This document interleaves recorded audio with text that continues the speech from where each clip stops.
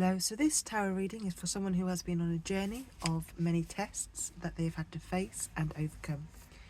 So you've got the Queen of Swords, the Sun card that's come out, and at the bottom of the deck you've got the Six of Wands, okay?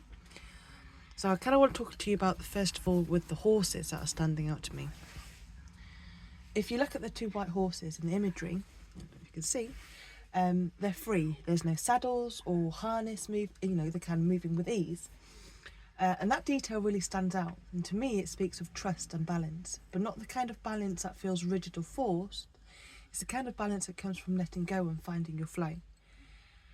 And you think of it from a child's perspective.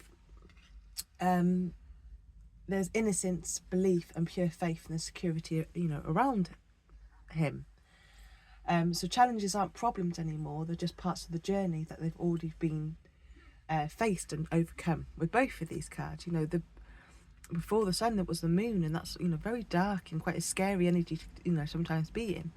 Before the Six of Wands was a Five of Wands, and that's battles, isn't it? It's overcoming challenges, it's overcoming conflict with people in that sense.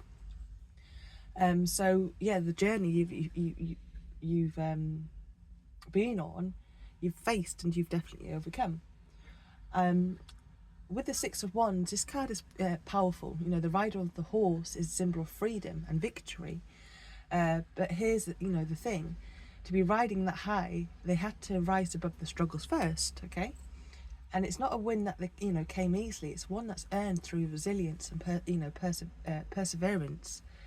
So when I see this card, I think of someone who's been through a lot but hasn't let it hold them back. And they've risen above their issues and now standing tall in their success, if you can see. And that actually naturally leads me to the Queen of Swords, who generally has such a fascinating depth to her. She's often referred to as the widow in tarot, which says a lot. She's someone who has been, has faced tremendous losses, endured heartbreaks, and wrestled with life's toughest challenges.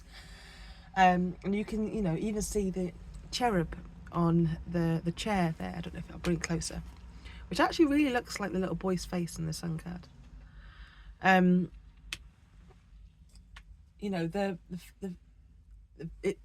face being carved into the throne. That what it does is it's connecting her to themes of grief and hope. Cherubs often represent protection and guidance. Almost like a guardian angel watching over her. It shows that even though, through her losses, she has quite, the strength and the ability to look forward. And again, she's seated above her pain, letting it inform her decisions, but not letting it define her. And what's striking is how the Queen of Swords has the clarity of thought. Her gaze is focused on the future, and she's ready to face whatever comes next. And it's not about ignoring the past. It's not about ignoring the past. It's about learning from it. And when you place her alongside the Six of Wands, there's this beautiful story of someone who's been through so much, but is now stepping into, their power, rising above the struggles, and claiming their victories with fairness and grace. So when I step back and look at these cards together, I actually see someone who's in the middle of incredible growth. There's healing happening here, success being achieved, and a renewal of hope.